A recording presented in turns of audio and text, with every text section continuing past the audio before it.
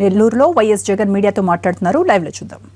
ప్రాణాలు పోతా ఉన్నా ఇంతకన్నా చంద్రబాబు నాయుడు గారికి బుద్ధి జ్ఞానం ఏమైనా ఏ కోసైనా ఏమైనా ఉన్నా కూడా వెంటనే ఇక్కడికి వచ్చి వాళ్ళని పరామర్శించి ఇటువంటి మళ్ళీ పునరావృతం కాకుండా జాగ్రత్తలు తీసుకుని పనులు దొరకని కారణం చేత వీళ్ళందరూ కూడా ఈ పరిస్థితిలోకి వచ్చినారు అన్నది చంద్రబాబు నాయుడు గారు గుర్తెరిగి చంద్రబాబు నాయుడు గారు పనులు చూపించే కార్యక్రమం దగ్గరుండి చేసే కార్యక్రమం చేయాలి.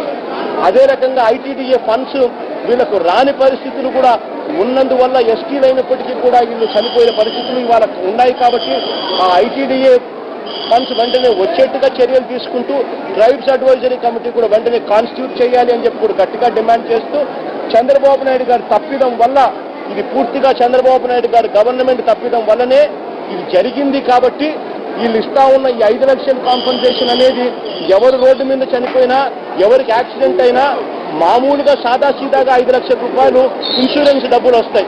కానీ గవర్నమెంట్ తప్పిదం వల్ల ఈ రకమైన దుర్ఘటన జరిగి మనుషులు చనిపోయిన పరిస్థితుల్లో ఉంటే వాళ్ళకు కూడా అదే 5 లక్షల రూపాయలు మాత్రమే ఇచ్చి చేతులు దులుపుకోవడం దుర్మార్గం.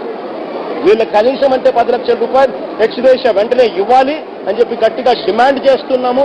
చంద్రబాబు నాయుడు గారు చంద్రబాబు నాయుడు గారు ఎప్పుడైనా మేల్కొని కనీసం వీళ్ళందరికీ 10 లక్షల రూపాయలు కనీసం ఎక్స్గ్రేషియా ఇచ్చే కార్యక్రమం చేసి వీళ్ళకు ఉపాధి చూపించే కార్యక్రమాన్ని కూడా దగ్గరుండి చేయించే కార్యక్రమాలు చేసి ట్రైబ్స్ అడ్వైజరీ కమిటీ కూడా వెంటనే వెయ్యాలని చెప్పి కూడా గట్టిగా డిమాండ్ చేస్తాం.